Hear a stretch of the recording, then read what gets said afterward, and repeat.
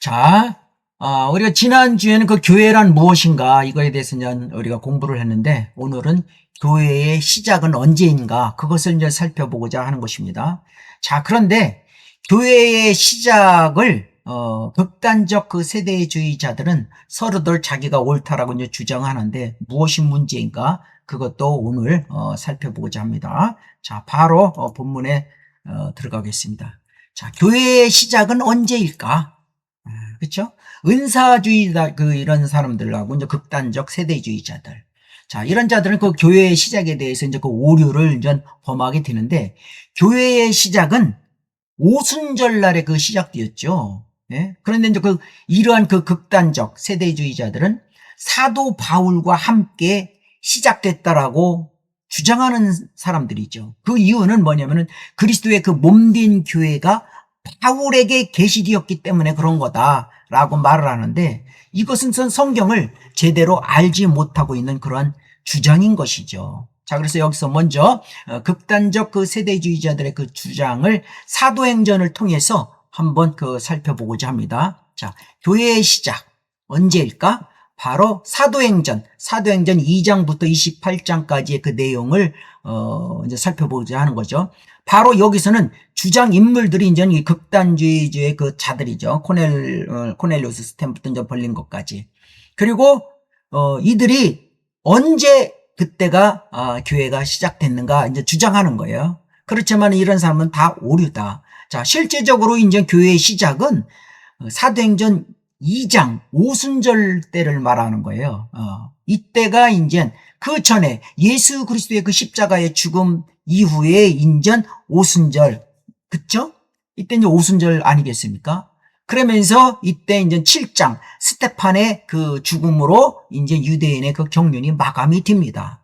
자, 그러면서 이제 사도행전 그 9장에 이 코넬리우스 스템 같은 경우는 바울의 이제 회심으로 이때 이제 9장에 이제 바울의 이제 회심이 나타나는데 이때가 사실 교회의 시작이다라고 주장을 하는 거죠. 그런데 오류죠. 그리고 이제 13장에서는 바울 1차 선교 때가 교회의 시작이다. 피커는 그렇게 이제 주장을 하고 있는 것이죠. 오해어는 아니다. 18장에 바울의 그 3차 선교 때가 교회의 시작이다라고 오해어는 오해를 하고 있죠. 자, 그리고 이제 벌린 거 같은 경우는 이제 28장에 지금 계시된 말씀, 이것을 가지고 이제 물고 늘어지는 거죠. 자, 이런 사람들은 다 오류를 지금 범하고 있다. 28장에 있는 이 지금 계시된 이 말씀, 이것을 주장하고 있는데, 자, 그 사도행전 28장 때에 에베소서가 그때 이제 기록되었던 거예요. 근데 여기 에베소서에서 그 3장 1절에서 7절, 특히 거기 5절에서 보면 거기 지금 계시된 이런 그 말씀을 주장하는데 그것이 이제 그 28장 여기인데 그런데 이 지금은 여기서의 이 그 지금은 그런 지금이 아니고 바로 그 뒷구절 살펴보면은 다른 시대들에서는 그렇게 표현인데 즉 다른 시대들과 비교되는 지금인 거죠. 그렇죠? 그 시대가 바로 교회의 시대인 것인데 그렇기 때문에 고린도후서 그 6장 2절에서도 유명한 말씀 지금이 구원의 날이다. 그렇죠? 지금은 그 교회의 시대인 것이지 어떤 그 서신을 쓰고 있는 당시 그때의 지금이 아닌 것이다. 그런 거죠. 이것을 벌린 거는 오해를 하고 있는 것입니다. 자, 그러면 그 교회의 시작을 한번 살펴보겠는데 우리가 이제 지난주 챕터에서도 한번 잠깐 간략하게 다루었습니다. 근데 이제 오늘은 이제 이 도표를 통해서 조금 더 시각적으로 확실하게 한번 살펴보고자 하는 것입니다. 자, 한번 살펴보기로 하겠습니다. 자, 쭉 수평선이 있고 여기서 보면 좌측 봉우리에서 우측 봉우리로 넘어갑니다. 자, 이쪽이 첫 번째 봉우리, 이제 구약 이쪽에서는 이제 우리가 이제 천년 왕국 그쪽을 말하는 겁니다. 자, 그리고 이제 요 겹쳐지는 요 지점이 아주 중요해요. 자, 먼저 요 지점이 어떻습니까? 바로 십자가, 예수 그리스도의 죽으심이죠. 여기. 그쵸? 자, 그리고 이제 이쪽이 바로 이제 재림의 시작이죠. 재림을 하면은 바로 이제 왕국의 그 시작점이에요. 요 도표, 요것은 아주 중요해요. 예? 이것은 또 다음에 한번 더 상세하게 말씀드리겠습니다. 그러면서 이때 아직까지 여기는 구약이에요. 그렇죠? 그러면서 이때 이제 침례인 요한이 먼저 예수님보다 먼저 등장하지 않습니까? 이때 진짜 설교자로서 한 시대를 마감하는 침례인 요한이죠. 그렇죠? 그러면서 이제 예수님이 돌아가시고 바로 이때 오순절 성령님이 오시지 않습니까? 사도행전 2장. 그러면서 이제 여기 때 이제 스테판이 사도행전 7장에서 이제 돌 맞아 죽어요. 이때. 자, 이러한 상황을 쫙 살펴보십시오. 한 시대를 마감하는 침례인 요한, 유대인의 경륜이 마감하는 스테판의 죽음. 이런 거예요.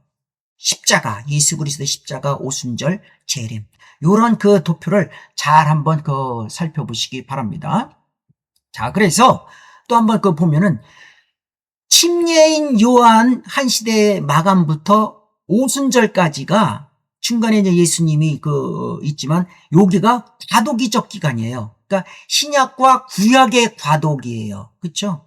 이미 사실 예수님이 이제 죽으시면서 요 상황 있잖아요. 여기가 이제 신약의 시작이죠. 그렇죠? 신약의 시작인 것이죠. 요게 이제 그 과도기적 기간이고, 또 여기서 보면은 과도기적 기간이 스테판까지 또 말하는 것이 유대인과 그 교회 경륜의 과도기다. 여기서는 신구약, 신약과 구약으로 말하는, 여기서는 이제 실제, 여기서 이제 왕국 복음에서 이제 은혜 복음으로 이제 가는 요 교차점이 바로 여기 사도행전 2장이다. 이것을 말하는 거예요. 그래서 과도기적 기간이 그렇게 겹쳐 있는 게, 과도기에 겹쳐 있는 게 십자가와 오순절 사이다. 이런 거예요. 그러다 보니까 이제 마태복음 요 사이를 많은 사람들이 아주 헷갈려 한다. 그런 거죠. 자, 살펴보면은 이때 1차 때 침례 요한이 이제 왕국 복음을 전하고 있는데 이때 거부당합니다. 그렇죠? 그리고 또 다음에 예수님이 또 한번 기회를 또 이렇게 죽으시면서까지 이렇게 이제 지나오지 않았습니까? 이때 이제 스테판이 이때 엄청난 또 설교를 하지 않습니까? 이때 기회도 다 거부해 버리는 거예요. 그래서 실질적 보면은 여기가 교회의 시작이 오순절 사도행전 시작, 이때가 교회의 시작이다. 그렇게 하는 거예요. 그러면서 실제 이제 본격적 시작이 스테판의 순교 이후 7장 이후다. 그렇게 말하는 거죠. 자, 이때 보면은 7장에 그쵸? 예수님께서 준비하고 서 계셨어요. 이때. 응? 근데 이때 이제 스테판이 이제 죽을 때 옆에 바로 그땐 사울, 그쵸? 사도 바울이 옆에 등장하고 있는 그러한 상황입니다. 이때 이제 바로 이 사람들이 예스하고 복음을 받아들였다면 괜찮았는데 완전히 스테판을 죽여버립니다. 그래서 이때 이 왕국이 바로 도래하려고 했었어요. 그래서 원래 이때 침례 요한이나 예수님이 바로 도래할 왕국 복음을 전했던 것이죠. 그러나 이 사람들이 두 번의 기회를 다 거부하면서 이 왕국 복음, 그쵸? 천년 왕국이 일리 연기된 거다. 그런 것이에요. 그래서 바로 여기에서 보면은 교회는 그리스도의 고난, 여기잖아요, 교회. 여기 쏙 이렇게 파묻혔죠, 이렇게. 교회는 그리스도의 이 고난과 이 영광 사이에 있는 거예요. 그래서 이때가 이제 그 교회의 신비라고 하는 건데, 즉, 다시 말하면 이제 초림과 재림의 이 두 개의 봉우리 사이, 이 계곡 사이에 쭉 감춰져 있지 않습니까? 그래서 옛날에 선지자들은 첫 번째 봉우리와 두 번째 봉우리만 봤지 여기에 쑥 들어간 이 계곡을 볼 수가 없었던 것이다. 그래서 교회의 신비라고 하는 것이다. 그래서 이제 구약 선지자들의 이 두 개의 산봉우리 사이에 있는 교회를 보지 못했지만 그래도 이쪽에 있는 왕국은 이미 전부터 계시되었던 것이죠. 예? 그것을 우리는 잘 살펴볼 줄 알아야 하는 것입니다. 예? 자, 그렇기 때문에 우리가 보면 에베소서 3장 1절에서 11절에서도 보면은 거기서도 우리가 자세히 이제 알 수가 있는 거예요. 자, 그래서 이때 요게 이제 교회 시대 이때 이제 구약의 첫째 봉우리 또 이때가 이제 왕국 시작이다. 그런 것이죠. 그것을 잘 봐야 되는 겁니다. 그래서 이제 교회의 신비가 바로 요때 이제 실질적으로 본격적 시작의 교회의 신비라고 하는 거예요. 신비로 감춰진 이 교회 시대가 바울에 의해서 이제 알려지게 되는 것이죠. 물론 교회는 신비지만 교회가 뭐라고 했습니까? 우리가 지난 챕터에 교회들이 아니죠. 교회라고 그랬어요. 유기체. 교회는 신비지만 이방인들이 구원받는 것 그 자체는 신비가 아닙니다. 왜냐하면 교회와 이방인이 같지 않기 때문에 그런 거예요. 이방인은 구원받지 못했는데 물론 이 시대는 이방인들도 사실 구원을 받게 되는 거죠. 받을 수 있어요. 그래서 이제 이방인들의 구원은 구약에 이미 이제 언급되어 있는 거고, 그래서 이 땅에 메시아 왕국이 세워질 때 메시아의 빛이 유대인들을 통해서 이방인들에 이제 전달이 되는 것이죠. 자, 그러면서 이때가 교회의 신비, 여기가 바로 감추어진 신비라고 하는 것이다. 왜냐면은 이방인들이 구원 받는 것을 감추어진 신비라고, 교회 안에서 이제 이방인들이 구원을 받는 거, 이게 이제 감춰진 신비라고 하는 것이죠. 아무튼 요 상황은 다음에 또 아주 자세히 다룰 겁니다. 이 표를 가지고. 자, 그러면은 교회 시작의 접근이 어떻게 되는가? 참 이것을 실제적으로 왜 사도행전 2장인가? 이것을 이제 증명하려고 하는 것입니다. 교회 시작의 접근 구절이 어떤 것들인가? 구절이. 자, 사도행전 28장에서 이제 살펴보기 전에, 자, 바로 이렇게 이상하게 주장하는 사람들이 무엇이냐면은 계시되어야만 무엇인가 시작된다 라고 이제 착각하는데 문제가 있는데, 그러나 계시가 안 되었어도 시작은 될 수 있지 않습니까? 그렇죠? 교회의 시작이 언제 있는가, 그거를 좀 살펴보고자 하는 것입니다. 바로 그것이 이제 사도행전 2장에서 시작됐는데, 당시 사람들은 아직 교회가 무엇인지 모르고 있었던 것이고, 사울의 회심과 더불어 교회가 마침내 드러나는 것이죠. 그렇죠? 마침내 교회가 드러나는 것이다. 그래서 이제 사도행전 28장 이전과 고린도전서와 로마서에 보면은 이미 그리스도의 몸에 대한 진리를 언급하고 있는 거예요. 사도행전 28장에 이미. 자, 그러면은 또 이전에 보면은 로마서 16장 7절에 보면은 바울이 뭐라고 합니까? 내 친척이며 나와 함께 갇힌 안드로니코와 유니아에게 문안하라. 그들은 사도들 중에서 이름이 있는 자들이요 또한 나보다 먼저 그리스도 안에 있었느니라. 자, 로마서 16장 7절인데, 즉 여기서 보면은 바울 회심 전에 그리스도 몸으로 들어갔다라는 것. 즉 최소한 바울이 회심한 사도행전 9장 이전에 이미 교회가 시작됐다는 것을 알 수가 있죠. 그렇죠? 나보다 먼저 그리스도 안에 있었다. 이미 교회가 시작된다는 것을 알 수 있다. 자, 이해하시죠? 자, 그러면 갈라디아서 1장 13절에 보면 또 어떻습니까? 너희는 내가 유대교회에 있었을 때 내 행실을 들었거니와 나는 하나님의 교회를 몹시 박해하였으며 황폐시켰다. 갈라디아서 1장 14절. 자, 여기서 보면 나는 하나님의 교회 심히 박해했다. 즉 바울이 박해하기 이전에 이미 교회가 시작됐다. 왜? 하나님의 교회를 내가 박해했다. 박해하기 이전에. 그렇죠?